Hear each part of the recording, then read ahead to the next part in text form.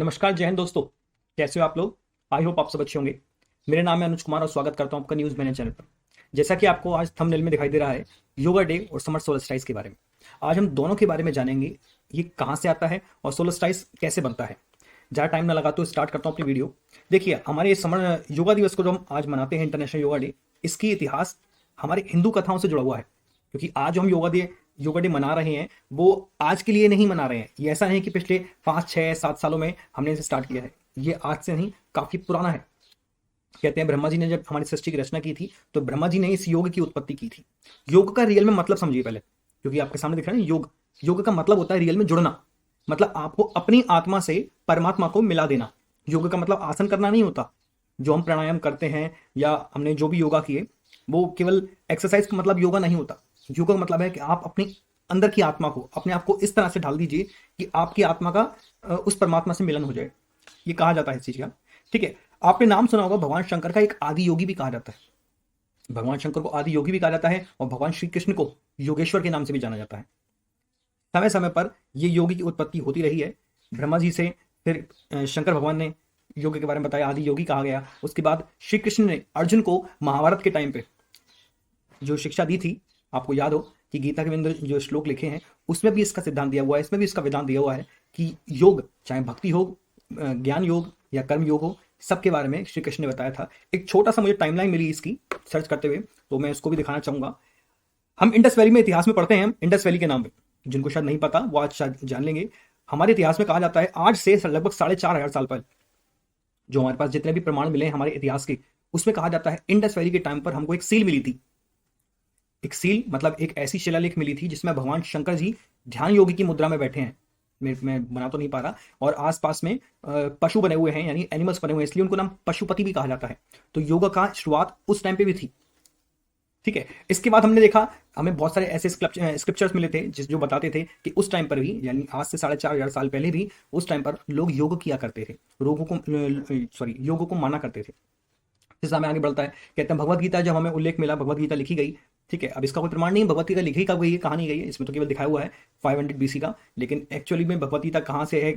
कहा जाता है कि जो ऋग्वेद लिखे गए थे, वेद लिखे गए थे, आर्यंस ने वेद लिखे गए थे, उसी टाइम पर गीता का भी जो गीता है हमारी, वो भी लिखी गई है। उसमें भी बताया गया है, भगवत गीता के अंदर 6 योगों का वर्णन किया गया है और 8 सूत्रास का वर्णन किया है। इसके आगे चलते हैं तो योग की पद्धति आगे बढ़ी। कहते हैं श्री कृष्ण ने जब अर्जुन को शिक्षा दी थी, तो उसके अंदर 8 योगों का वर्णन किया था। यमा, नियमा, आसना, प्राणायाम, जिसे आप प्राणायाम करते हैं ना, जो बाबा रामदेव जी सिखाते हैं प्राणायाम। प्राणायाम का मतलब है ब्रीथिंग एक्सरसाइज। हम ये करते हैं। बाकी सब चीज तो योगा के और पार्ट हम तो करते ही नहीं है। ये ब्रीथिंग एक्सरसाइज है। ठीक है। ताकि अपने प्राण को हम कंट्रोल कर सकें।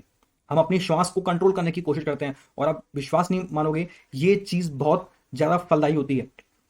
गौतम बुद्ध हो, महावीर जैन हो, सबने इस योगा का वर्णन किया है। सबने इस योगा को बताया गया है कि जिसने अपने मन को कंट्रोल में कर लिया, उसने सब कुछ कंट्रोल कर लिया।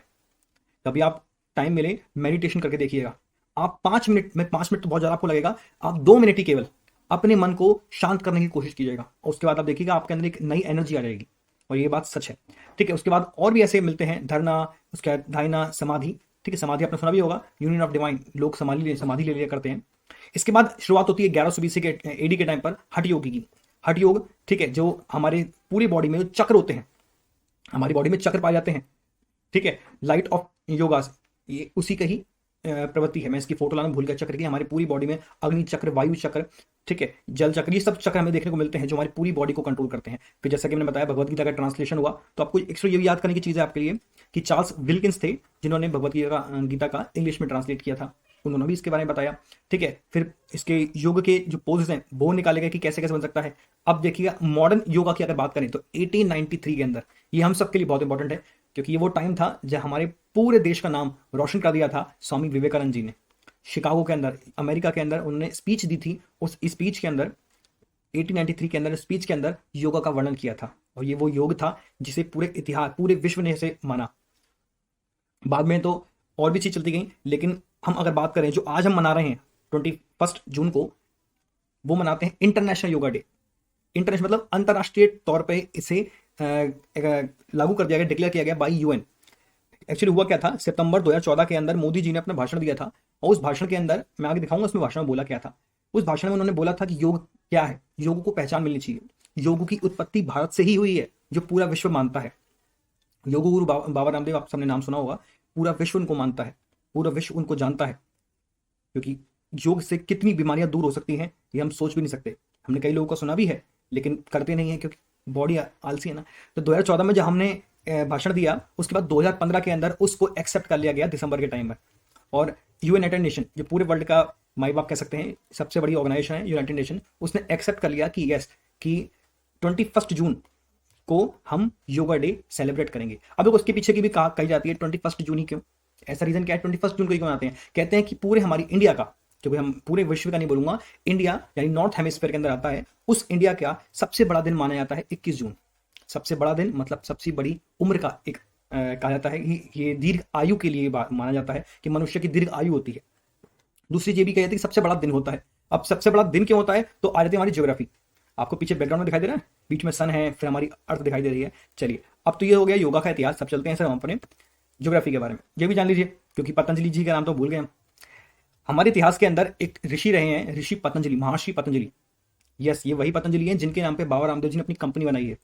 जो कंपनी पतंजलि है वो पतंजलि कंपनी नहीं है, ये एक ऋषि थे। इन्होंने एक बुक लिखी थी योग दर्शन योग सूत्र नाम से, जिन्होंने इसमें बताया था योग के फायदे क्या है, योग कैसा होना चाहिए, योग से क्या मिलता है क्या नहीं। तो ये सब जानकारी मिली है, तो आपको याद करना भी चाहिए। पतंजलि ऋषि थे, इन्होंने योग सूत्र लिखे थे या योग दर्शन की किताब लिखी थी।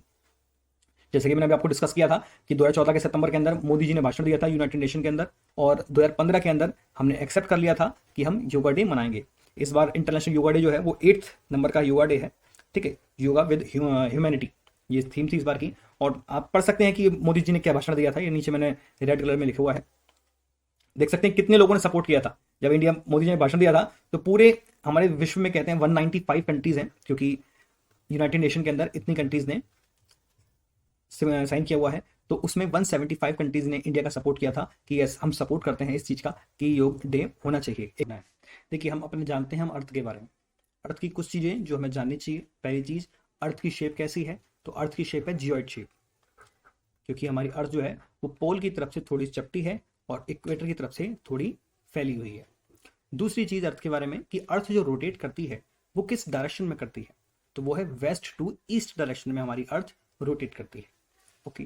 तीसरी चीज, हमारी अर्थ को जब बीच में से काटा जाता है, उस बीच में जो लाइन बनती है, एक इमेजिनरी लाइन, एक्चुअली काटा नहीं, जो इमेजिनरी लाइन बनती है उसे बोलते हैं हम इक्वेटर, जैसा कि आपको यहाँ दिखाई दे रहा है, ये रहा इक्वेटर। ओके। इसी तरह से ऊपर दो लाइन और दिखाई देती है हमें कई बार, ट्रॉपिक ऑफ कैंसर और ट्रॉपिक ऑफ कैप्रिकॉन। अब दिमाग में फिर क्वेश्चन आता है कि सर ये इक्वेटर तो समझ में आ गया, लेकिन ट्रॉपिक ऑफ कैंसर और कैप्रिकॉन का क्या काम है? तो इसको जान लीजिए। एक्चुअली ये को कहते हैं हमारी सन जो है हमारे अर्थ से काफी दूर है। हमारी सन क्या है? काफी दूर है। अब सूरज की रोशनी जो है वो हम पर जो पड़ती है वो सारी की सारी ऊपर से लेकर नीचे तक एक जैसी तो पड़ती नहीं है। क्यों? क्योंकि तो पहली रीजन तो यही है कि हमारी अर्थ जो है वो थोड़ी सी टेढ़ी है। मान के चलो, जैसे मैं एक छोटा सा आपको एग्जांपल देता हूं। आप सपोज कीजिए कि आप खड़े हो अपने हाथ में टॉर्च लेकर, और टॉर्च आपके सामने है दीवार, एक है वॉल, और आपने टॉर्च वॉल पे मारी। तो आप देखते हो जिस जगह पर जब आप टॉर्च मारते हो तो बीच में एक सर्कल सा बना हुआ आता है जहां पर रोशनी सबसे ज्यादा होती है, और ऊपर और नीचे रोशनी क्या होती है? कम होती है। यस, एग्जैक्टली आप समझ जाओगे। जो बीच में रोशनी आती है ना, ये वो जगह है जहां पर आपके टॉर्च की रोशनी डायरेक्टली 90 डिग्री पर पड़ रही है, यानी सबसे ज्यादा जगह है। और बाकी ऊपर जो है वो क्या है? थोड़ा स्लैंट रोशनी जा रही है, रेज जा रही है। यस, उसी तरह से हमारी अर्थ है। अर्थ की जो बीच है ना, बीच में लाइन दिखाई दे रही है, इसी जगह पर सूरज की सबसे ज्यादा रोशनी आती है, और बाकी ऊपर जितनी भी रोशनी आती है यानी नॉर्थ पोल और साउथ पोल की तरफ, वो जाती है हमारी स्लैंट। यही रीजन है कि दो लाइनें बनाई गई हैं हमारी। हम जानते हैं हमारी अर्थ दो तरह के मोशन करती है, रोटेशन और रिवोल्यूशन। लेकिन यस, एक और भी रोटेशन, एक और भी मूवमेंट होता है जो हमारी अर्थ करती है, उसे बोलते हैं हम ऑब्लिसिटी। ऑब्लिसिटी मतलब ऐसे, जैसे मैं आपको दिखाता हूं, हमारी अर्थ इस तरह से मूवमेंट करती है, जैसे आपको अभी दिखाई दे रहा होगा कि घूमते घूमते इस तरह से घूमती है कि एक पोर्शन का भी इधर आए, एक पोर्शन का भी उधर आए।